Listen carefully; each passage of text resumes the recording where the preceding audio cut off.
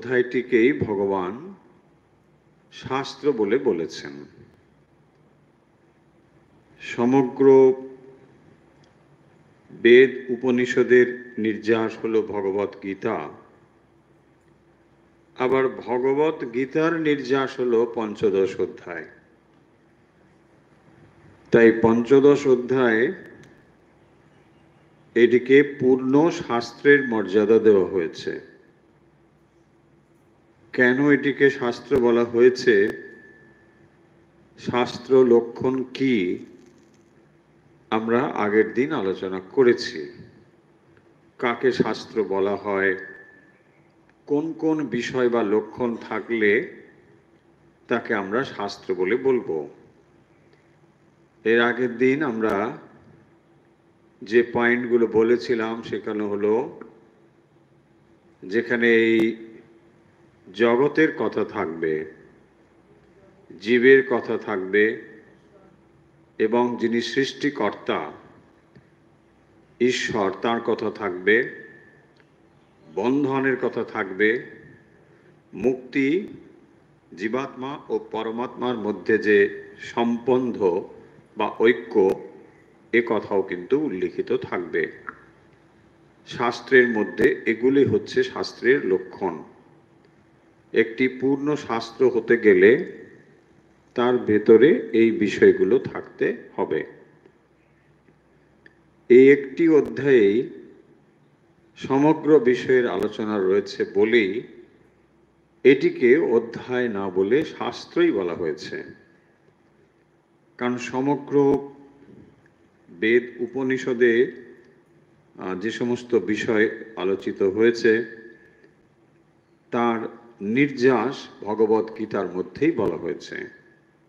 আবার ভগবত গীতার মধ্যে পঞ্চদশ অধ্যায়ে ভগবান এই বিষয়গুলোকে একসঙ্গে বলেছেন।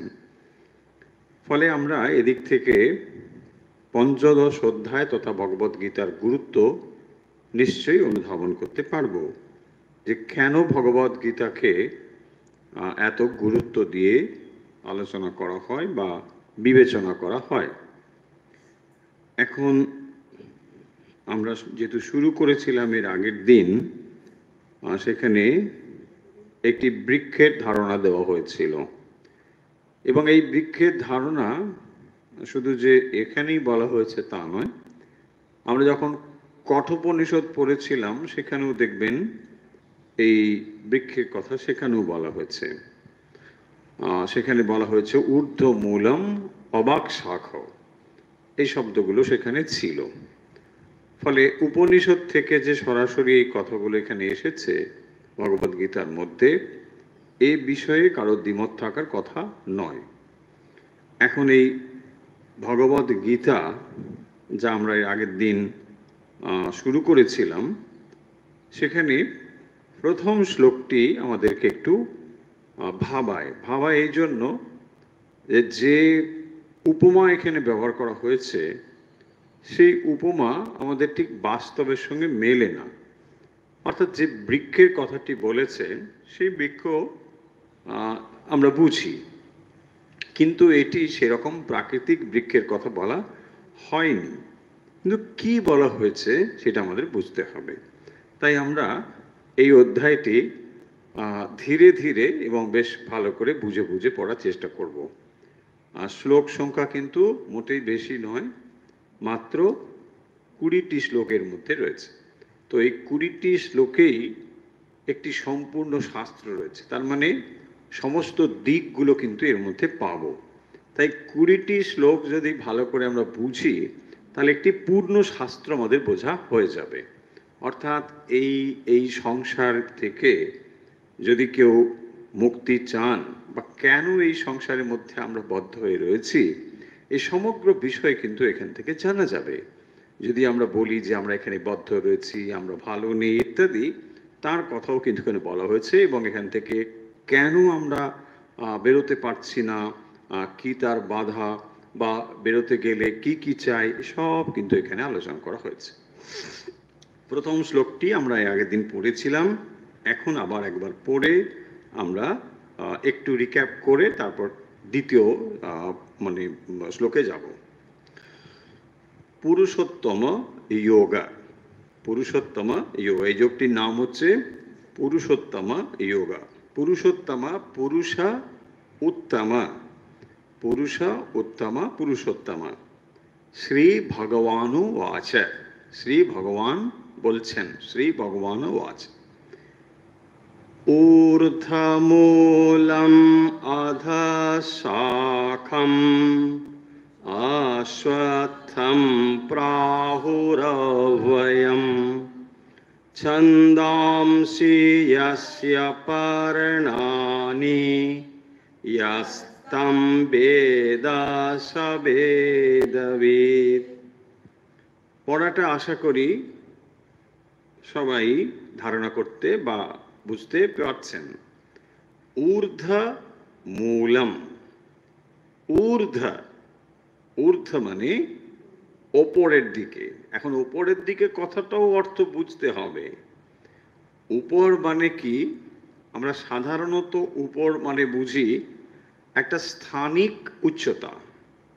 এইটি ওপরে, আপনি বাড়ির হিসেবে করুন, একটা ground floor, first floor, second floor, তাহলে এটি হচ্ছে ওপরে, তাই না? বড়বাবু কোথায়?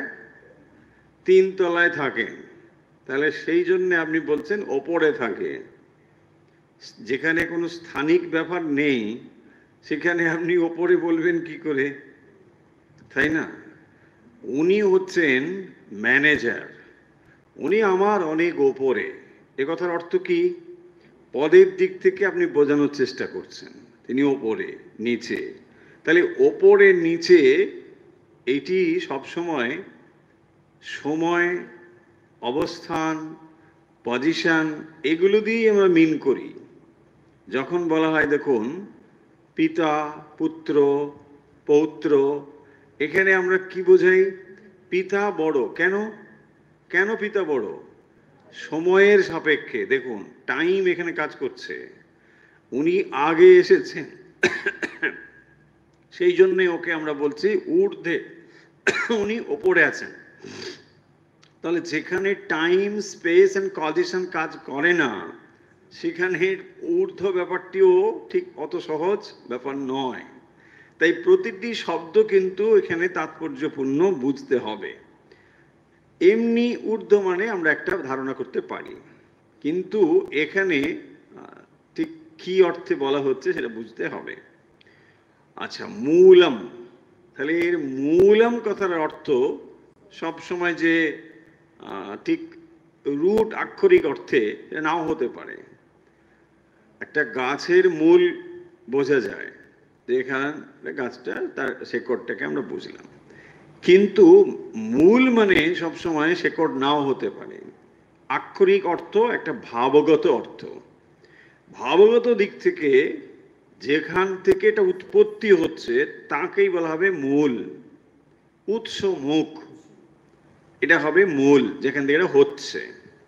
গঙ্গা নদীর উৎস মুখ গঙ্গোত্রী থেকে প্রবাহিত হচ্ছে, তাহলে আমরা তাকে বলবো মূল, সেখান থেকে এটা হচ্ছে, তাই না? যেমন দেখুন কি বলা হয়, মূলাধার চক্র, মূলাধার, মূল আধার, তো সেটা প্রথম, ওখান থেকে তারপরে পরপর চক্রগুলো রয়েছে। মূল আধার, মূলাধার। অশ্বত্থ, তারপর অধঃশাখা অশ্বত্থম, অধঃশাখা অশ্বত্থম, ঊর্ধ্বমূলম অধঃশাখম, শাখা নিচের দিকে। তো প্রাকৃতিক যে গাছ আমরা দেখি এই ধারণার সঙ্গে ঠিক মিলছে না। আমরা প্রাকৃতিক গাছ দেখতে পাচ্ছি তার মূল মাটির নিচে রয়েছে আর শাখা প্রশাখা উপরের দিকে রয়েছে। দুটোই কিন্তু বাড়তে থাকে, মানে শিকড়টাও বাড়তে থাকে, আবার শাখা প্রশাখাও বাড়তে থাকে। ওই গাছকে যদি আপনি কাটতে চান তাহলে অস্ত্র শস্ত্র দিয়ে ছিন্ন করলেই গাছ কাটা হয়ে যাবে, কিন্তু এখানে ঠিক সেই রকমের সঙ্গে মিলছে না। এখানে বলা হচ্ছে এর মূলটি ওপরে। ওপরে মানে not any position. Higher state of mind is called urdham. এখানে মনের উন্নততর অবস্থার নাম ঊর্ধ্ব। Highest state of mind is called God, ভগবান। তাহলে যখন আমরা বলছি এই জগৎ ম্যানিফেস্টেড হয়েছে, কোথা থেকে ম্যানিফেস্টেড হয়েছে? এই তখনই হলো ঊর্ধ্ব। তাহলে ঊর্ধ্ব শব্দের তাৎপর্য হলো ঈশ্বর, পরমেশ্বর, পরমাত্মা। সেখান থেকেই এই জগৎ উদ্ভূত হয়েছে।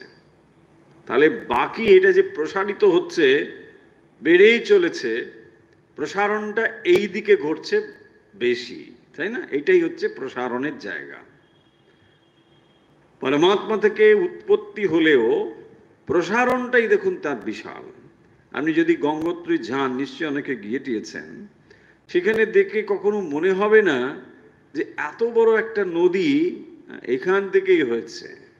ছোট্ট একটু ঝিরঝির করে জল পড়ছে, সামান্য একটা পাথরের ভেতর দিয়ে সরু একটা জল পড়ছে, ওটাই এত বিশাল একটি নদী, যা মানে ভারতবর্ষের বিরাট একটা অংশ জুড়ে রয়েছে, তার কিন্তু উৎস মুখ ওইটি। তাৎপর্য কি? এর কথা তাৎপর্য হলো যে যেখান থেকে এটি উৎপত্তি হয়েছে, মূল সেটি দেখা যাচ্ছে না, সেটা নগণ্যই, প্রায় নগণ্য ইন দ্যাট সেন্স যে সেটা যেন এত সূক্ষ্ম মনে হচ্ছে যেন কি আর এমন, কিন্তু তার প্রসারতা, বিস্তৃতি ভয়ঙ্কর, বিশাল। বলছেন ঊর্ধ্ব মূলম অধ শাখম।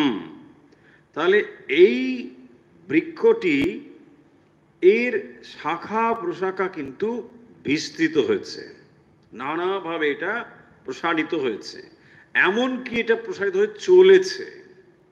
কারণ একটা গাছ যেটি ক্রমবর্ধমান, ধরুন যে গাছটা যদি মরে গেছে এরকম হতো, তাহলে সেটা নিয়ে ভাবনা ছিল না, গাছটা মরেই গেছে। নো, এই গাছটা এভার গ্রিন, এভার গ্রোয়িং, এই গাছটা চলছে, তাই না?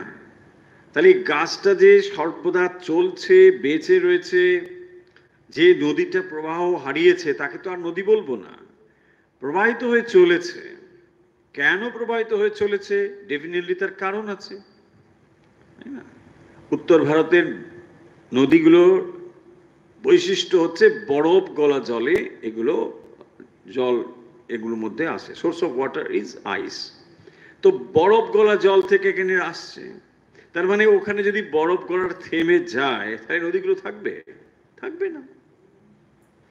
তাহলে এটা বোঝা যাচ্ছে যে এই গাছটি এমন একটি সোর্স থেকে তৈরি হয়েছে, সেটা ইটারনাল সোর্স, গড।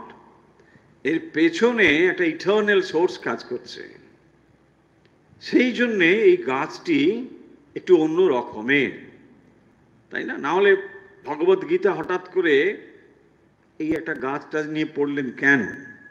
যে এটার সঙ্গে একটা ব্যাপার রয়েছে, গুরুত্বটা এখানে।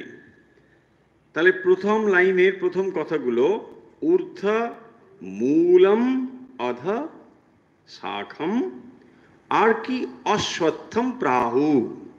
অশ্বত্থম, এই গাছটিকে আমরা অশ্বত্থ বলছি। অশ্বত্থ গাছ আশা করি আপনারা সকলে চেনেন, যদি না চেনেন চিনে নেবেন, বোটানিক্যাল গার্ডেনে গেলে চেনা যাবে।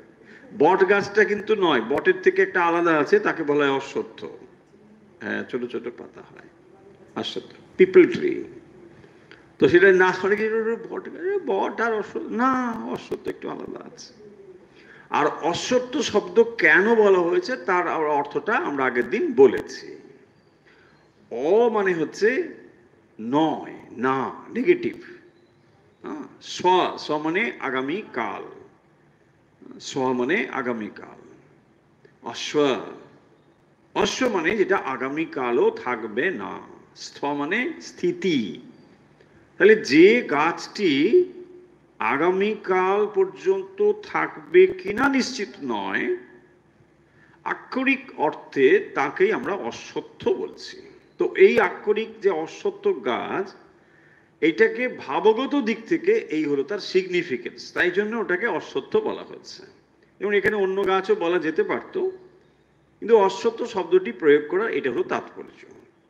তাহলে ঊর্ধ্ব মূলম অধঃস্বাখম, একটা গাছ, এ পর্যন্ত যা বুঝলাম, সেই গাছটির মূল ওপরে, ঊর্ধ্ব মূলম, শাখা প্রশাখা বা বিস্তৃতিটা নিচের দিকে, এই মোটামুটি একটা কনসেপ্ট এখানে দেওয়া হয়েছে।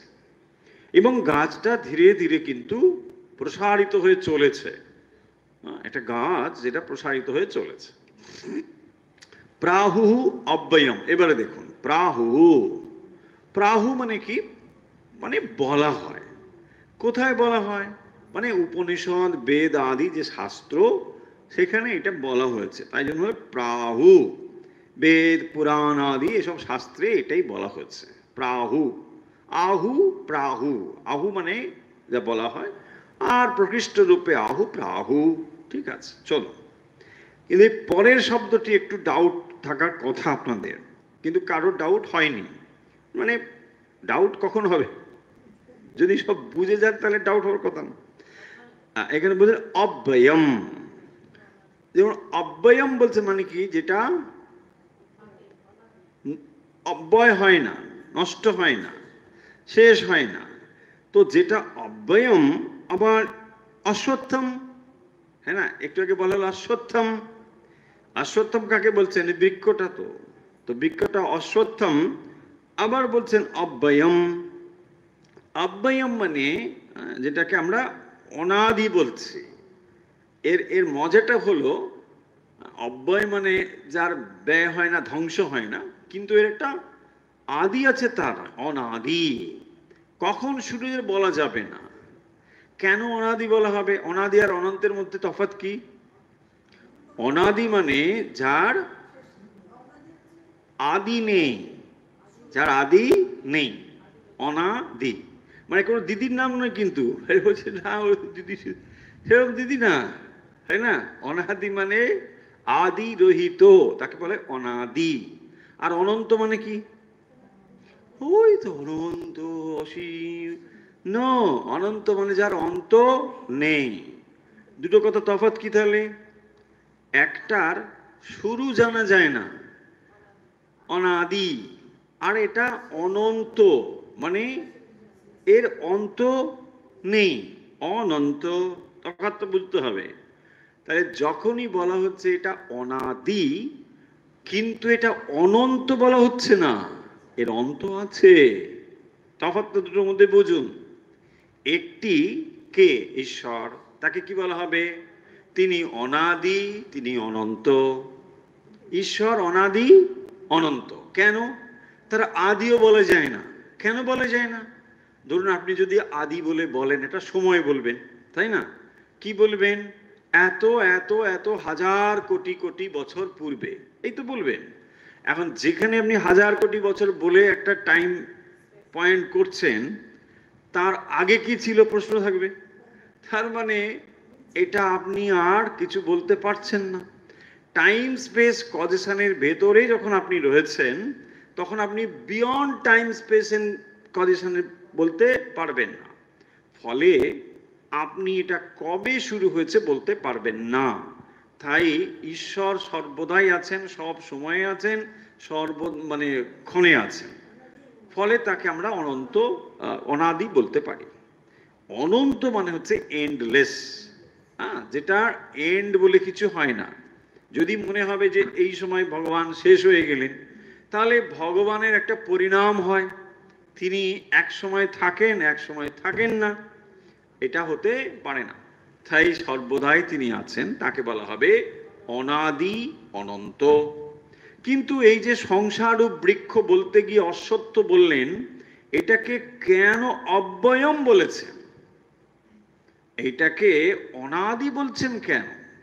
এই বৃক্ষটি মানে ব্যাস অনাদি, কি ব্যাপার? কেন এটাকে বলা হলো? আবার বলছেন অসত্য। দুটো কন্ট্রাডিকশন মনে হচ্ছে না? যদি এটা অসত্যই হবে, তাহলে আবার অনাদি বলছেন কেন, অব্যয়ম বলছেন কেন? দুটোর মধ্যে একটু ভালো করে বুঝে নেব। দেখুন, যখন অশ্বত্থ বলছেন, এর একটা মিনিং যে এটি কালকে থাকবেন কিনা এর কোনো গ্যারেন্টি নেই, কিন্তু এটা নিত্যত্ব কিরকম, এটা নিত্যত্ব প্রবাহ ভাবে নিত্যত্ব, প্রবাহ ভাবে নিত্য কিরকম ইটারনাল। দেখুন একটা গাছ আপনি দেখছেন, কালকে দেখেছেন, অশ্বত্থ গাছ আপনি তো 500 বছর ধরে দেখছেন। কি করে 500 আপনি দেখছেন বলছি না, মানে যে তো 500 বছর একটা গাছ যখন দেখছেন মানেটা কি? আবার এখানে অসত্য বলছে। ধরুন আপনি, এটা উপমা দিচ্ছে তো জগৎ, জগৎকে তো আপনি ঘুম থেকে রোজই তো একই রকম দেখছেন, তাহলে রোজ আপনি জগৎকে একই রকম দেখছেন, আর এখানে বলছেন এটা কাল থাকবে কি না কোনো ঠিক নেই। কি অর্থ হবে তাহলে?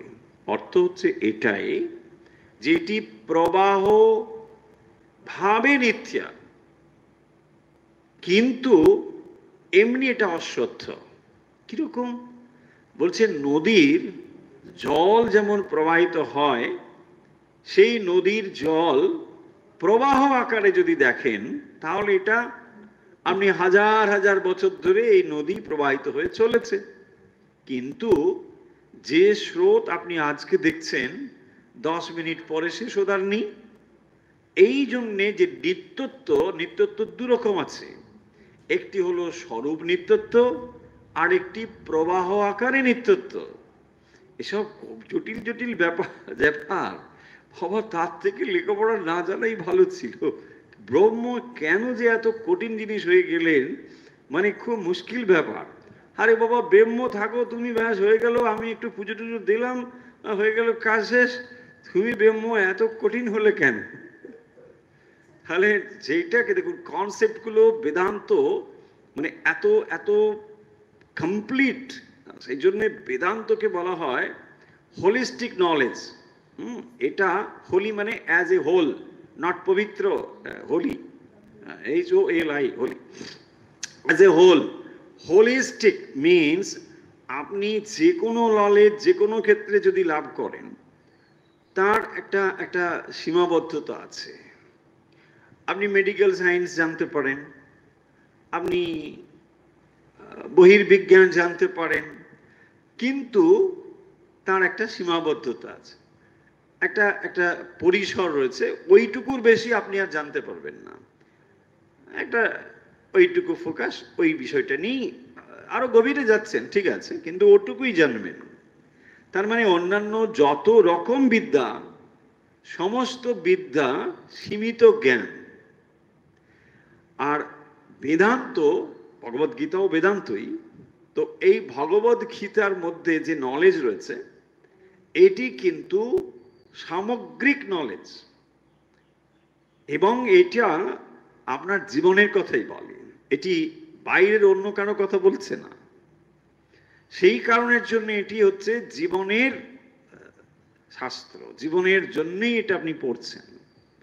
এটা পড়ে আপনার অন্য নলেজের থেকে আপনি নিজের সম্বন্ধে জানতে পারেন। তাহলে এখানে যে সংসার বৃক্ষ, একটা গাছকে আপনার জানার দরকার কি? যে আমার গাছ জানার দরকার নেই ভাই, আমার সব দরকার নেই। এই গাছটা হচ্ছে না আপনি, আপনি স্বয়ংই এই বৃক্ষ। তো আপনি যদি এই সংসার বৃক্ষের একটি part and parcel of this tree হন, তাহলে আপনার কি হবে? না বাবা, এটাকে কি করে ছিন্ন করতে হয়, কি করতে জানতে হবে। ইয়েস, সেই কারণের জন্যেই এটা এত গুরুত্বপূর্ণ, এটা আপনাকে জানতে হবে। তাহলে অব্যয়ম শব্দটি হলো এই জন্য যে এটা চলে যাবে না তা নয়, এই গাছটা যে কাটা যাবে না তা নয়, কিন্তু এটা সহজে কাটা যাবে না, জ্ঞানের দ্বারা এটা ছিন্ন করা যাবে। কবে শুরু হয়েছে এটা বলা যাবে না, কিন্তু এটা শেষ একদিন হতে পারে। কখন শেষ হবে? যখন আপনি জ্ঞান লাভ করবেন তখন শেষ হয়ে যাবে। দেখুন, আপনি তখন বলবেন তাহলে আমি জ্ঞান লাভ করলাম, কিন্তু ওর কাছে তখন আর আপনি তো নেই, ও আছে কিনা বলার মতো থাকবে। সেই কারণের জন্যে এটা থাকছে। সর্বদাই আছে, কিন্তু আপনার স্নান হয়ে গেছে, আপনি মুক্ত হয়ে গেছেন। নদীটা রয়েছে, আরো হাজার হাজার মানুষ সেখানে আসছে, তারা মুক্ত হওয়ার জন্য স্নান করছেন, কিন্তু আপনি আর নেই, কেন আপনি তো মুক্ত হয়ে গেছেন অলরেডি। বোঝা যাচ্ছে? সেই জন্য আপনার কাছে এটা তখন আর নেই, অজ্ঞান চলে গিয়েছে। এটা অনাদি, কিন্তু এটা অন্ত আছে, এটা অন্ত রয়েছে। কখন? জ্ঞান দ্বারা। জ্ঞান লাভ করলে এটার অন্ত সম্ভব। যতদিন জ্ঞান লাভ না হচ্ছে ততদিন কিন্তু এটা রয়েছে। হলো?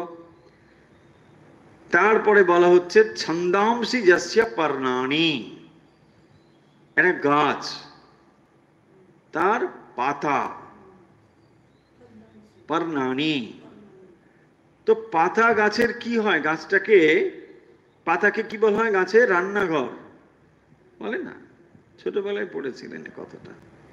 গাছকে পাতা রান্নাঘর বলে, গাছের এখানে সালোক সংশ্লেষ হয়, এসব পড়েছে ছোট, ভুলে গেছে। তো এই যে রান্নাঘর মানেটা কি? তাহলে একটা পুরো গাছকে জীবিত রাখা, বর্ধিত হওয়া, এসব বিষয়ে তাহলে পাতার কাজ।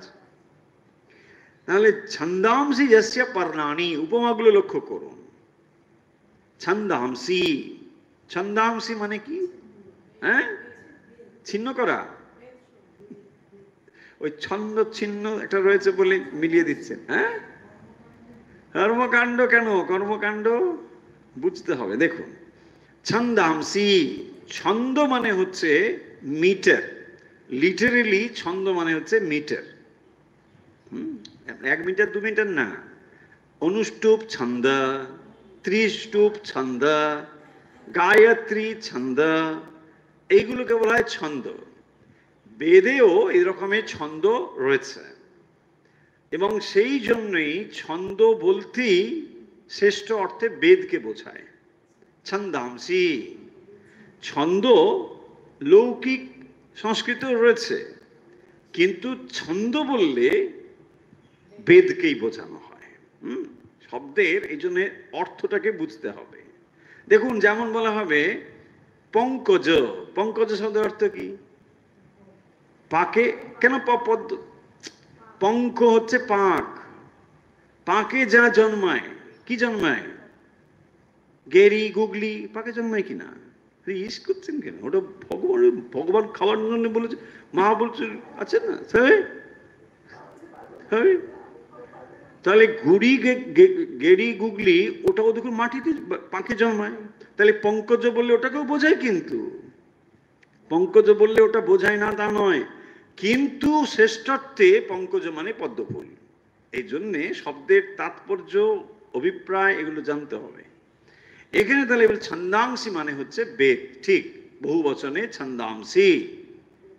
কিন্তু বেদ যদি যস্য পর্ণানি, পর্ণ হয়, একটা গাছের যদি বেদ পর্ণ হয়, তাহলে গাছটাকে বৃদ্ধির জন্যে যে পাতা সাহায্য করে, বেদ কিভাবে সাহায্য করে?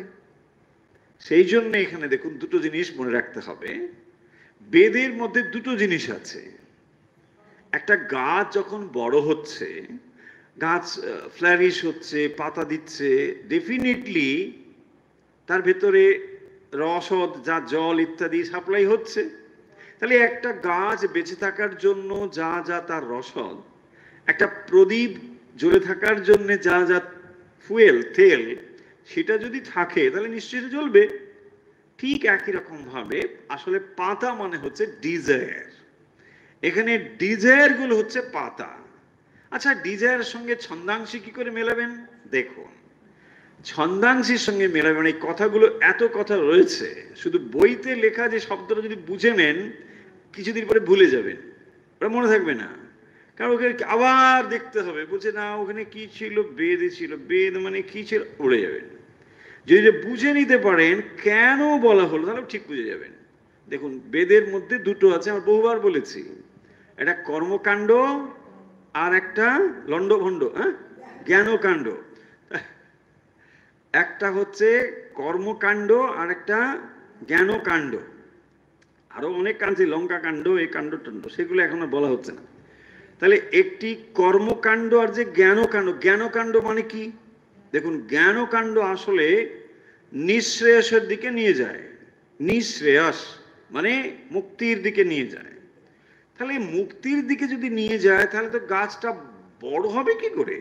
গাছটা তো শেষ হয়ে যাবে, ছিন্ন হয়ে যাবে। তা হচ্ছে না।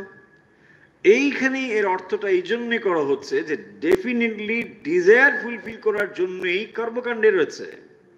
কর্মকাণ্ডে কি রয়েছে? যাগযজ্ঞের কথা রয়েছে। তো যাগযজ্ঞের দ্বারা কি হয়? ইচ্ছা পূরণ হয়। আমি বাসনা কামনা পূরণ করবার জন্যই যাগ করছি, এটা চাই তাই জন্য এই যাগ করছি, তাই না? সেই জন্যই কর্মকাণ্ডের কথা এখানে উল্লেখ করা হয়েছে।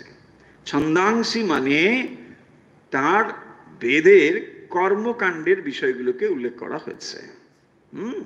তাহলে ছন্দাংশী যস্য পর্ণানি, তার পাতাগুলো হচ্ছে ওই কর্মকাণ্ড, অর্থাৎ ডিজায়ার সংযুক্ত রয়েছে। ইয়াস্তং বেদস বেদবিদ, এইবারে এই কথাটা একটু বুঝতে হবে।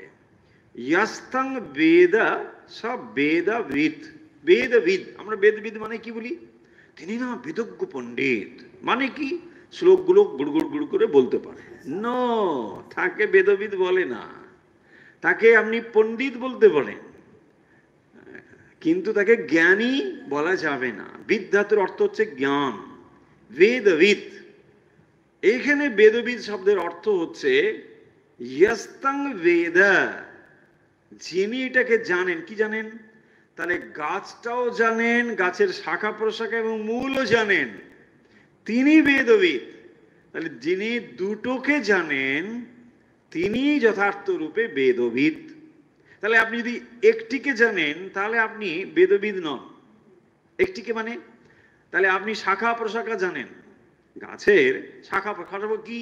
এই পরিদৃশ্যমান জগৎ, এটি হচ্ছে গাছের শাখা প্রশাখা। যদি এটাকেই আপনি জানেন, বাট আপনি যদি সোর্স অফ দিস ট্রি না জানেন, তাহলে আপনার বেদবিদ হওয়া হলো না।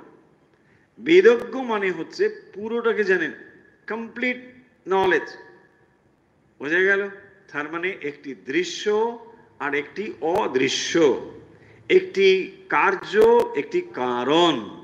তাহলে কার্য কারণ যেখানে সম্পূর্ণভাবে জ্ঞাত হচ্ছে তাকেই বলা হবে বেদবিদ।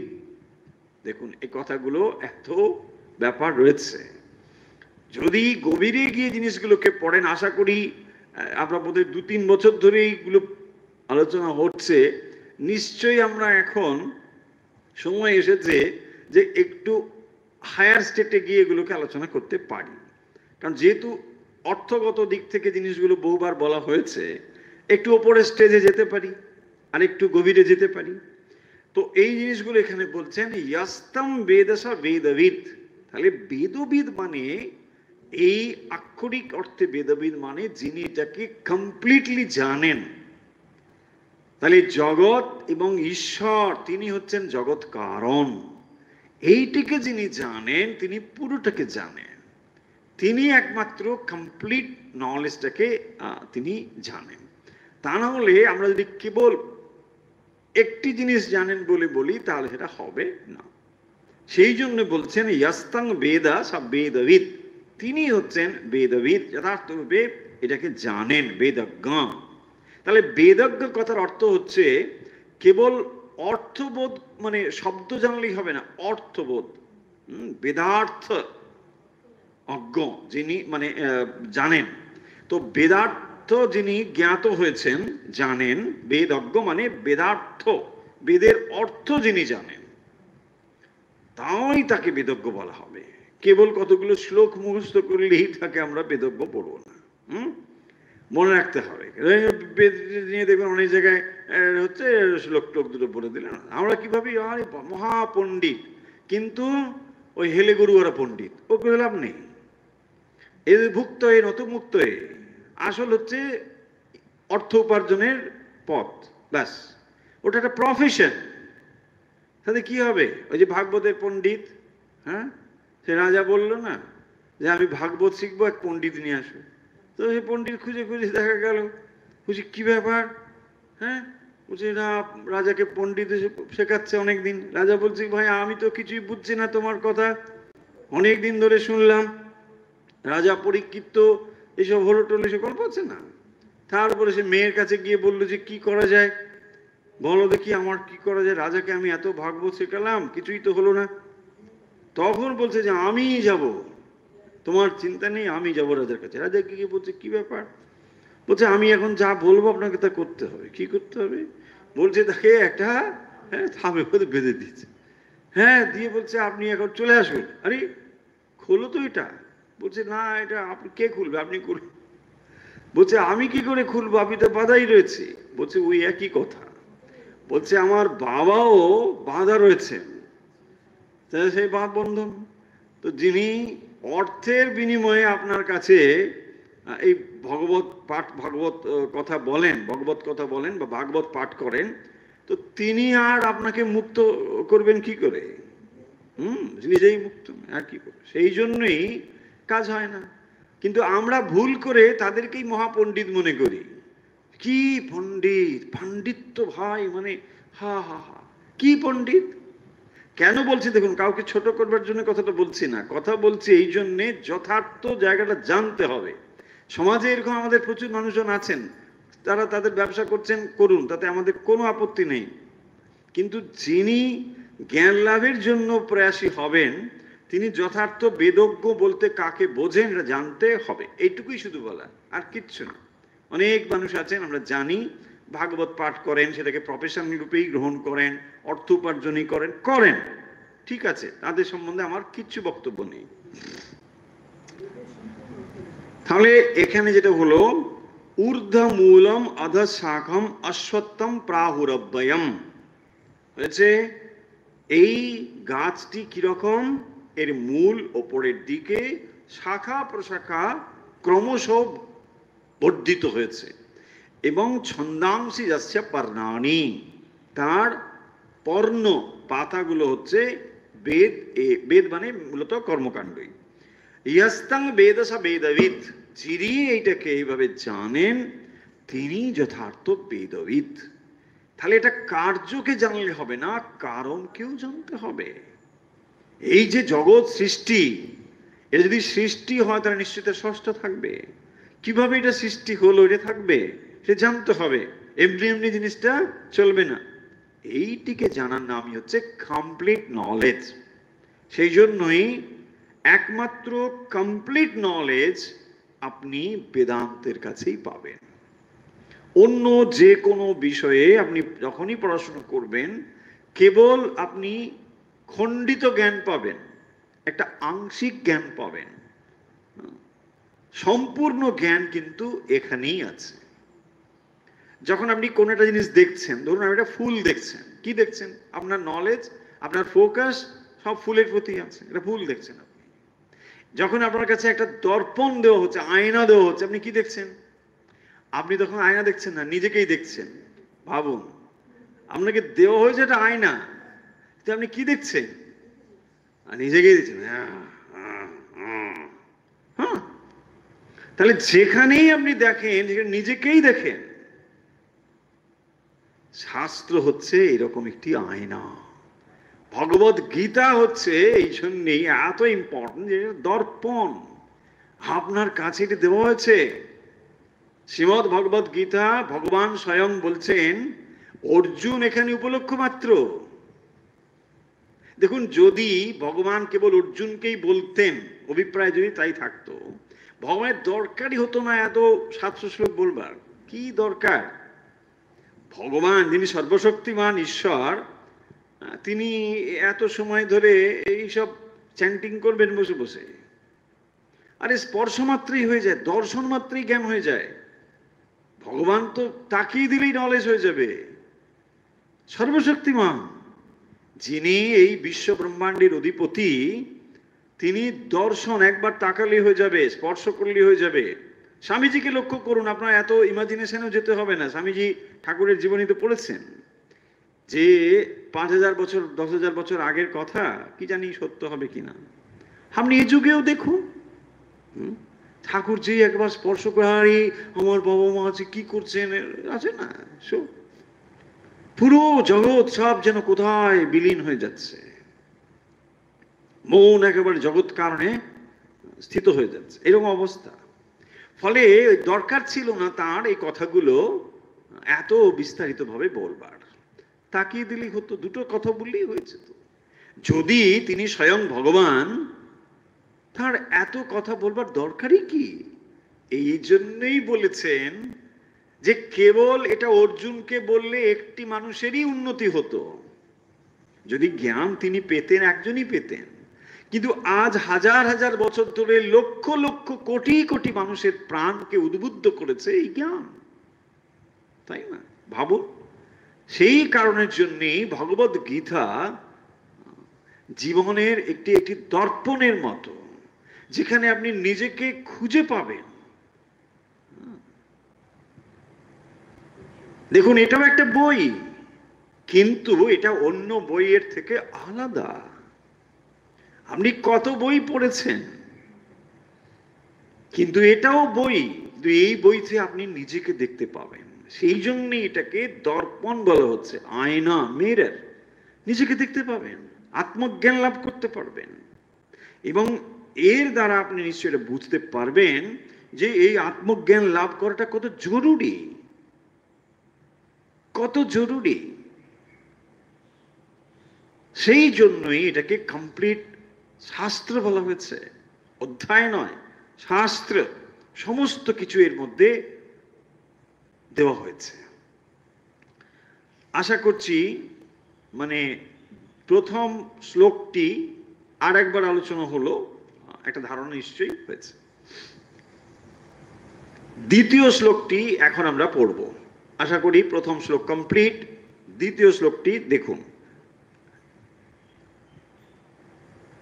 অধশ্চোর্ধ্বং প্রসৃতাস্তস্য শাখা গুণ প্রবৃদ্ধা বিষয় প্রবালা অধশ্চ মূলা নানুসন্ততানি কর্মানুবন্ধীনি মনুষ্যলোকে। এই যে বৃক্ষটি, এটি 1, 2, 3 অর্ধেক, মানে আড়াইখানা শ্লোকে এটা বলা হয়েছে। 3 নম্বর শ্লোকের প্রথম অংশ পর্যন্ত এই কথাগুলো রয়েছে, দ্বিতীয় অংশে অন্য কথা। এই গাছটি সম্বন্ধে, মানে এই সংসাররূপ বৃক্ষ, তার ডেসক্রিপশন দুটো কমপ্লিট শ্লোক, তৃতীয় শ্লোকের অর্ধ অংশ দিয়ে বলা হচ্ছে। দ্বিতীয় শ্লোকে কি বলা হচ্ছে দেখুন। অধশ্চোর্ধ্বং, আমরা আগে অর্থ দেখি। এই যে সংসাররূপ বৃক্ষটি বলা হচ্ছে, তার শাখা অধশ্চোর্ধ্বং প্রসৃতা তস্য শাখা গুণপ্রবিধা বিষয় প্রবালা। আচ্ছা, প্রজোডার করলে দাঁড়াচ্ছে তস্য, মানে এই সংসাররূপ যে বৃক্ষটি অশ্বত্থ, তার শাখা, শাখা মানে লিটারেলি মানে শাখা, শাখা প্রশাখা এইগুলো, বেশ। গুণ প্রবৃদ্ধা, এর অর্থ কি? প্রবৃদ্ধা, বৃদ্ধা, প্রবৃদ্ধা, গুণ প্রবৃদ্ধা। বৃদ্ধ মানে যা বর্ধিত হয়, এটা বাড়ে। প্রবৃদ্ধা, প্রকৃষ্ট রূপে বর্ধিত হয়, যেটা কি করে বাড়ে? গুণ প্রবৃদ্ধা, এটা গুণের দ্বারা বাড়ে। কিটা গুণের দ্বারা বাড়ে? শাখা গুণের দ্বারা বাড়ছে। দেখুন, শাখাটা তো বাড়বে, শাখা প্রশাখা প্রসারিত হচ্ছে। তাহলে এই বৃক্ষটিকে যদি আমি জানি, এটা কিভাবে বড় হচ্ছে, কিভাবে এটা রয়েছে, সম্পূর্ণ জানতে হবে। সেই জন্য বলছেন এটি গুণ প্রবৃদ্ধা। কোনো কিছু যদি বলেন খাদ্যের দ্বারা বাড়ে, তাহলে আপনি কি বলবেন? এটা খাদ্য প্রবৃদ্ধা, খাদ্যের দ্বারাই বাড়ছে, ফুড। কিন্তু এখানে বলছেন এটা গুণ প্রবৃদ্ধা, এটা গুণের দ্বারা বাড়ছে। হ্যাঁ, সত্য রজতম এই যে গুণ, এই গুণ প্রবৃদ্ধা, শাখাগুলো গুণ। গুণ মানে কি? গুণ মানে হচ্ছে দেখুন একরকম কর্মই। তো গুণ মানে হিউম্যান নেচারের মধ্যেই গুণ আছে, তো তার দ্বারা কি হয়, সে সেটাকে কর্ম করছে। তো কর্ম করে করে কি হবে, সেটা আস্তে আস্তে এটা প্রসারিত হচ্ছে। তাহলে যত সময় পর্যন্ত ডিজায়ার রয়েছে, সেই ডিজায়ার ফুলফিলমেন্টের জন্য আমরা কাজ করছি, আর তার ফলে এই শাখাটা বড় হচ্ছে, তাই না? তাহলে ডিজায়ার যখন সেটি আত্মজ্ঞান লাভের দিকে, বা অন্যভাবে বললে সত্য গুণের দিকে প্রসারিত হচ্ছে, তখন সেটি ভালোভাবে হচ্ছে। আর যদি সেটা রজতমের দিকে হয়, তাহলে সেটা আরো দূরে, বহু দূরে নিয়ে ফেলছে। ডিজায়ার, একই ডিজায়ার এক সময় ঈশ্বর থেকে দূরে নিয়ে যাচ্ছে, আবার সেই ডিজায়ার যদি সাত্ত্বিক ডিজায়ার হয়, তখন সে ঈশ্বরের দিকে নিয়ে যাচ্ছে। সেই জন্য বলছেন যে তিন গুণই শাখা প্রশাখা, অর্থাৎ এই সংসার ও বৃক্ষটিকে আরো যেন মজবুত করছে, দৃঢ় করছে, বিরাট করছে, বড় করছে, অনেক সময় পর্যন্ত রয়েছে। একটা গাছ যদি বহু সময় ধরে বাড়তে থাকে, তখন দেখবেন এটা এটা মানে কাটাই মুশকিল হয়ে যাবে, তাই না? অনেক সময় বট গাছের ঝুড়ি নামে, তো বট গাছের ঝুড়ি নেমে আপনি তার যে মূল গাছ কোনটা অনেক সময় মানে বোঝাই যায় না, এত বিশাল বট গাছ। তাহলে ঠিক এরকম ভাবেই যদি এটা এরকম বাড়তে থাকে, তিন গুণ এটাকে বাড়িয়ে দিচ্ছে, সত্য রজ তম, এইটার দ্বারাই। তাহলে এই গাছটি, যেমন আমরা সংসার মানে একটা বাইরের কিছু বুঝি, আবার একই রকম ভাবে আমার মনের অবস্থাটাও একটা সংসার, তাই না? তাহলে এই মনের অবস্থাও ডিজায়ার দ্বারাই পরিচালিত হচ্ছে। তাহলে আমি যে সংসারে আছি মানে কি? আমার মনটার নামই সংসার। সংসার বাইরে কোথাও যে আছে, এটা ডিটারমিন কে করে? আপনিই তো করেন। তা আপনি কিসের দ্বারা করেন? মনের দ্বারা করেন। দেখুন, সমস্ত কিছুই আপনার মনের দ্বারাই নির্ধারিত হচ্ছে। সেই জন্যে বলছেন গুণ প্রবৃদ্ধা। তাহলে এই গাছের শাখা প্রশাখা মানে এত যে বিস্তার লাভ করেছে, এই গাছটিকে আপনি সত্য রজ তম গুণ দিয়ে একেবারে জাঁকিয়ে ধরে রেখেছেন। ভাবুন এবারে, গাছটি কত শক্ত গাছ, এদিক ওদিক সব শাখা প্রশাখা, কত সূক্ষ্ম সূক্ষ্ম ডাল পালা চারিদিকে ছড়িয়ে গেছে। দেখুন এবারে, তারপরে বলছেন বিষয় প্রবালা। হ্যাঁ, পরের শব্দটি হচ্ছে বিষয় প্রবালা। প্রবালা মানে পল্লব। তো পল্লবটা কি করে হয়? পল্লব আগে একটা ছোট্ট কুড়ি মতন হলো, সেইটি আবার ধীরে ধীরে বড় হচ্ছে, তাই না? তখন কিছু বোঝা যায় না। গাছের পাতা হওয়া নিশ্চয়ই লক্ষ্য করেছেন, দেখবেন এক ছোট্ট কচি পাতা, অল্প একটু, ওটাই আবার কদিন পরে দেখবেন বেশ বড় হয়ে গেল। তখন আগে একটা অন্যরকম রং ছিল, আবার একটা অন্যরকম রং, বেশ বিস্তার হচ্ছে। বলছেন এইটি বিষয় প্রবালা। হ্যাঁ, বিষয়, তাহলে ওখানে ছিল গুণ প্রবৃদ্ধা, এখানে বলছেন বিষয় প্রবালা। তাহলে বিষয়রূপ পল্লব বিশিষ্ট, বিষয়গুলো হচ্ছে পল্লবের মতো। তাহলে শাখা প্রশাখার সঙ্গে পল্লব যুক্ত আছে, শাখা প্রশাখাগুলো বিস্তৃত হচ্ছে গুণ প্রবৃদ্ধা, আর ওখানে পাতা রয়েছে, সেগুলো কিরকম হচ্ছে? বিষয় প্রবালা, বিষয় সেগুলোকে বর্ধিত করছে, নিয়ে যাচ্ছে। দেখুন আবার কি, অধশ্চ ঊর্ধ্বম প্রসৃতা, এইগুলো কোন দিকে আছে? ওপরের দিকেও আছে, নিচের দিকেও আছে।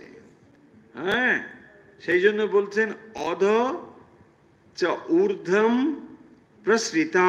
প্রসৃতা মানে বিস্তৃত, নানা দিকে ছড়িয়ে রয়েছে, ওপরের দিকেও ছড়িয়ে রয়েছে, নিচের দিকেও ছড়িয়ে রয়েছে। অধস্য মনুষ্য লোকে, এবং নিচের দিকে এই মনুষ্য লোকে আছে। মনুষ্য লোকা, এটাকে কি বলা হয়? ভূ লোকা, তাই না? ভূ লোকা। উপরের দিকে কি আছে? ভূ ভুব স মহ জন তপ সত্যম, তাই না? এদিকে উপর দিকে উঠে যাচ্ছে। আর নিচে কি আছে? হ্যাঁ, তল অতল বিতল সুতল তলাতল পাতাল রসাতল। পাতাল রসাতল শেষের দিকে, রসাতল পাতাল শেষ। তো এই যে পরপর এদিকে 7টি, ওপরে 7টি, মাঝখানে কে রয়েছে? ভূ মনুষ্য লোকা। সেই জন্য এখানে বলছেন অধস্য মনুষ্য লোকে, এবং সেটি কিরকম? কর্ম অনুবন্ধিনী। হ্যাঁ, এটা কি বন্ধিনী? কর্ম অনুবন্ধিনী। দেখুন তাহলে পাপ পুণ্যের জনক মানে কি? মানে পাপ পুণ্য। তাহলে এই পাপ পুণ্যের দ্বারা কি হচ্ছে? আপনি ভালো অথবা মন্দ কাজ করছেন, তার দ্বারা পাপ অথবা পুণ্য হচ্ছে। সেই যে পাপ ও পুণ্য হচ্ছে, এইটি কিরকম না? মূলানি অনুসন্ততানি, এর মূল সমূহ এটা আরো প্রসারিত হচ্ছে। মূলানি, মূল সমূহ অনুসন্ততানি প্রসারিত হচ্ছে। এখানে তাহলে আমরা কি কনসেপ্ট পাচ্ছি? দেখুন, কনসেপ্ট পাচ্ছি গাছটির পাতা হচ্ছে বেদ মন্ত্র। পাতা বেদ মন্ত্র, মূলত কর্মকাণ্ড বেদের। তারপরে মূল আসলে কি? এর মূল বলা হয়েছে ঊর্ধ্ব মূলম। তাহলে ঊর্ধ্ব মূল, মূল মানে পরমাত্মা। তাহলে এই সেই বৃক্ষের মূল হচ্ছে ঈশ্বর। আর শাখাগুলো আসলে চতুর্দশ ভুবন। শাখা চতুর্দশ ভুবন। চতুর্দশ ভুবন মানে যার উপরে 7টি, নিচে 7টি। এই যে মনুষ্য লোকে মানে এই সমস্ত লোকের কথাই বলছেন। তাহলে সমস্ত লোকে ঊর্ধ্ব এবং অধ সমস্ত দিকে এটা প্রসারিত। তার মানে এটা শাখা অর্থে চতুর্দশ ভুবনকেই বোঝানো হয়েছে। আর মূলানি অনুসন্ততানি কর্মানুবন্ধিনী। তাহলে এই মূলানি মানে হচ্ছে যে বাসনা, রাগ দ্বেষ বাসনা কামনা, এইগুলো হচ্ছে মূলানি। দেখুন, একটি থাকে প্রধান মূল, তার সঙ্গে আরো অনেক মূল থাকে না? একটা মোটা মূল চলে গেল, তাকে বলা হয় প্রধান মূল। তার সঙ্গে আরো অনেক শাখা মূল প্রশাখা মূল রয়েছে। আমার না সেরকম কিছু ডিজায়ার নেই। কি ডিজায়ার নেই? মূলানি বলছে অনেক মূল আছে। না, মূল নয়। মূলানি মানে অনেক ডিজায়ার। তো সেইগুলি হচ্ছে কিরকম না? কর্মানুবন্ধিনী। কর্ম অনুবন্ধিনী, কর্ম মানে bad and good, what ever. কর্ম, শুভ অশুভ, ভালো মন্দ, এই যে সমস্ত কর্ম। তো এই কর্মগুলো কি করছে না? নানা দিকে তার ডিজায়ার গুলোকে বিস্তৃত করে রেখেছে। তাহলে একটা কনসেপ্ট আপনাকে দেওয়া হচ্ছে যে সংসার রূপ বৃক্ষটা এইরকম, এবং এই সংসার রূপ বৃক্ষ কিভাবে বর্ধিত হচ্ছে সেটা এখানে বলছেন। তাহলে আমরা সময় শেষ হয়ে গিয়েছে। 2 নম্বর শ্লোকটিকে আরেকবার সামাপ করব, তার সঙ্গে 1 নম্বরও এর সঙ্গে জড়িত রেখেই। কারণ আমরা আগেই বললাম যে 1, 2 এবং 3-এর অর্ধ অংশ নিয়েই এই বৃক্ষটি ডেসক্রিপশন রয়েছে। তারপরে বৃক্ষটিকে কিভাবে কাটা যাবে, ছেদন করা যাবে এই গাছটিকে, কারণ যেহেতু একটা উপমা দেওয়া হয়েছে গাছ, ফলে কথাগুলো গাছের সঙ্গে সংশ্লিষ্ট থেকেই বলা হবে। কিন্তু আমাদের পাশাপাশি এর ভাবগত দিকটাও বুঝতে হবে। কারণ যদি কেউ মনে করেন যে ও আচ্ছা 15 অধ্যায় কি আছে, ওই তো গাছ, গাছ, কি গাছ? না সেটা নয়, কিন্তু মূল যেটা বলছেন, তাহলে এই গাছটি দিয়ে আসলে বলছেন যে আপনি হচ্ছেন সেই সেই গাছ। সংসাররূপ যে বৃক্ষটি, এই বৃক্ষটি আপনি নিজেই। সংসার বাইরে তো কিছু নেই। তো সংসাররূপ জিনিসটিকে বুঝতে হলে তাকে একটা উপমা দিয়ে বোঝানো হচ্ছে। যে উপমা, এইভাবে গাছটি যদি বেঁচে থাকে তাহলে এই গাছটি নিশ্চয়ই তার রসদ সংগ্রহ করছে। তাহলে এই যে সংসার রূপ স্থান, এই জগৎ, এখানে যে আমরা রয়েছি, তার কারণ নিঃসন্দেহেই আমরা এখানে থাকতে চাই। আমরা এখানে না থাকবো কি করে? আজকে আপনি হয়তো থাকতে চাইছেন না, ভালো লাগছে না বলে, শরীর ভালো নয়, মন ভালো নয়, কিন্তু সিচুয়েশন চেঞ্জ হলে পরে বুঝে না না না না, এর থেকে ভালো কি হয়, এই থাক, তাই না? তার মানে ডিজায়ার না থাকলে এখানে থাকবেনই কেন? এখানে আছেন মানেই আমাদের এখানে থাকবার কারণ আছে, এক্স্যাক্টলি। আর যদি মনে করেন যে এটাকে ছিন্ন করবেন, তাও অসম্ভব নয়, সম্ভব। সেই জন্যই আগে বলছেন যে আপনি দায়িত্বটা নিজে নিন, গাছটাকে ভালো করে বুঝুন। দেখুন, যদি আপনি শত্রুকে ভালো করে বোঝেন, কেবল তাহলেই আপনি শত্রুকে নিধন করতে পারবেন। তা নাহলে আপনি শত্রুকে মারবেন কি করে? তাহলে যদি আপনি এই বৃক্ষটির বিস্তৃত হওয়া, তার বেড়ে থাকা, তার তার মূল শক্তি, এগুলো সম্বন্ধে ধারণা করতে পারেন, কেবল তখনই আপনি একে ছিন্ন করবেন। আর যদি করেন, কিভাবে করবেন সেটা জানতে পারবেন। তাই এখানে বলা হলো, প্রথম শ্লোকে বলা হয়েছে যে এই বৃক্ষ যার মূল রয়েছে ওপরে, তার মানে পরমাত্মা থেকে এই সমস্ত কিছু প্রসারিত বা সৃষ্টি হচ্ছে। তাহলে জগৎ এমনি এমনি নেই, জগতের কারণ রয়েছে। সেই কারণটি দৃশ্যমান নয়, কিন্তু কারণ ছাড়া তিনি থাকতে পারেন না। এখন এখানে আর এটা বিস্তৃত করছি না, এটা পরে কখনো এই পয়েন্টটা বলবো, কেন কথা বললে এটা অনেকটা সময় চলে যাবে।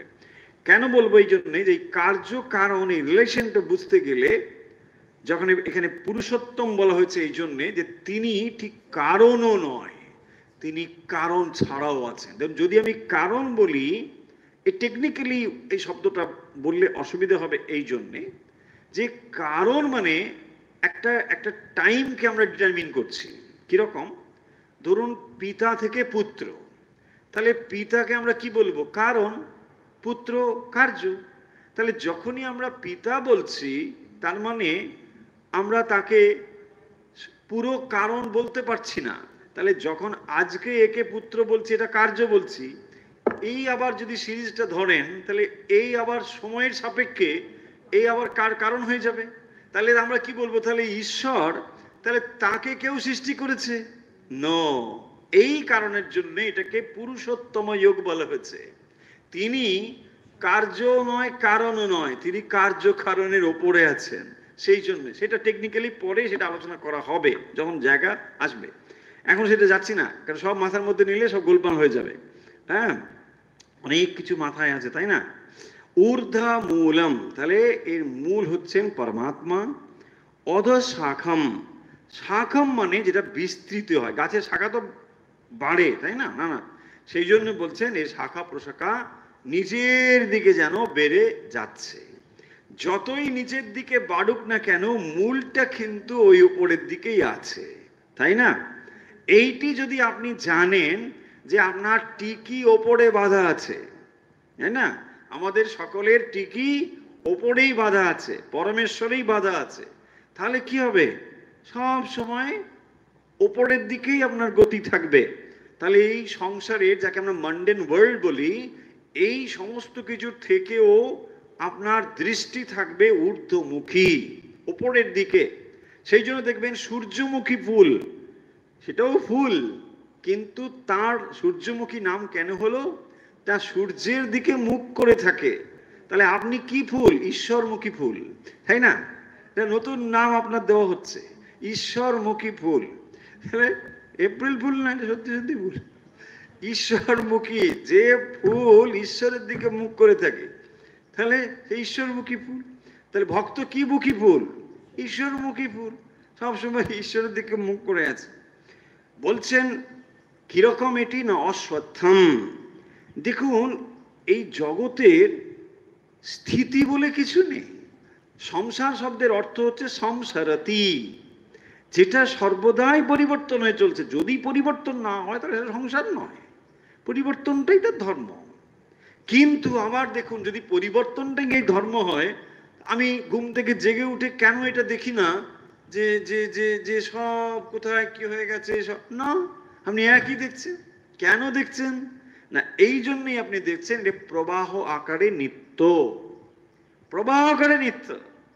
কিন্তু আপনি সেই জগৎকে আর দেখছেন না, একটু একটু করে পরিবৃত্ত হয় বলে আপনি সেটা বুঝতে পারেন না। আপনি মনে করছেন যেন একই জগৎকে দেখছেন, একটু একটু করে পরিবর্তন হচ্ছে বলে বুঝতে পারেন না। আবার দুটো জায়গাতেই পরিবর্তন হচ্ছে। কোথায়? যিনি দেখছেন, অর্থাৎ আপনি যে জীবাত্মা, সেখানেও পরিবর্তন হচ্ছে, আপনার মন পরিবর্তন হচ্ছে, আর যা দেখছেন সেটাও পরিবর্তন হচ্ছে। সেই জন্য আপনি পরিবর্তনটাকে ভাবছেন না না ওই একই দেখছি, কিন্তু পরিবর্তন হচ্ছে। অনেকটা সময় পরে এটাকে বোঝা যায়, অনেকটা সময় পরে, তাই না? নাহলে এটা বোঝা যায় না। দেখুন ইতিহাস দেখুন, আজকে 5000 বছর আগের এই পৃথিবী রয়েছে? নেই। 5000 বছর আগে যে সমস্ত মানুষ, গাছপালা, পশু পাখি কিছু আছে? কিছু নেই। কিন্তু আপনি পৃথিবী দিব্যি বলতে পারেন, এটা পৃথিবী, আমাদের পৃথিবী। আমরা ইতিহাস পড়ছি, আমরা সব করছি, তার মানে কি? প্রবাহটাকে মেনে আমরা এটাকে নিত্য বলছি, তাই না? নাহলে আপনি কি করে বলেন যে আমার নাম অমুক চন্দ্র? কি করে বলেন? আজকে তো সেই মানুষটা একেবারেই নেই। আপনি যেভাবে স্কুলে যেতেন, যেভাবে বড় হয়েছেন, আজকে সেটা রয়েছে? নেই। তবু আপনি বলেন কি করে আমি অমুক চন্দ্র? তার মানে প্রবাহ আকারে নিত্যত্বকেই দেখে আপনি বলেন আপনার নাম কি? অমুক। কি আপনি করেন? এই করেন। কি করে বলেন? দেখুন, কোনোটাই তো আজ নেই। আগের আপনি আর বর্তমানের আপনি, এর কোনো মিল নেই। তথাপি একটা প্রবাহ আকারে নিত্যত্ব রয়েছে, সেইটিকেই বলা হচ্ছে অব্যয়ম। অশ্বত্থম এবং অব্যয়ম। ছন্দাংসি যস্য পর্ণানি, বেদসমূহ হচ্ছে যার পাতা। আর যিনি এটাকে টোটালিটি নলেজ যার মধ্যে রয়েছে, হি ইজ কল্ড বেদবিদ। তিনি হচ্ছেন বেদজ্ঞ, যিনি এটাকে পূর্ণরূপে জানেন। তারপরে কি বলছেন না, অধশ্চর্য প্রসিদ্ধ, তার মানে এর শাখা প্রশাখা ওপরে এবং নিচে প্রসারিত রয়েছে। বাট কিভাবে এটা প্রসারিত হয়? সেই জন্য বলছেন এটা প্রসারিত হচ্ছে গুণ প্রবৃদ্ধ বিষয় প্রবালা। বিষয়রূপ পাতা প্রবালা। তো এখানে বিষয়রূপ যে পল্লব, সেইটি পল্লব মানে ছোট ছোট পাতা, তখনও পাতা নয়, আরো তার আগের অবস্থা, ছোট্ট ছোট্ট পল্লব। আর এটা হচ্ছে গুণ প্রবৃদ্ধা। তো এটা বৃদ্ধিপ্রাপ্ত হয় গুণের দ্বারাই। তো সেই গুণ দেখুন, আমরা পড়ে এসেছি যে 3 গুণের কি হয়, সত্য রুজ, আমরা 3 গুণের কথা পড়ে এসেছি, ত্রিগুণাতীত অবস্থা পড়ে এসেছি। তো ফলে এটি হচ্ছে গুণ প্রবৃদ্ধা।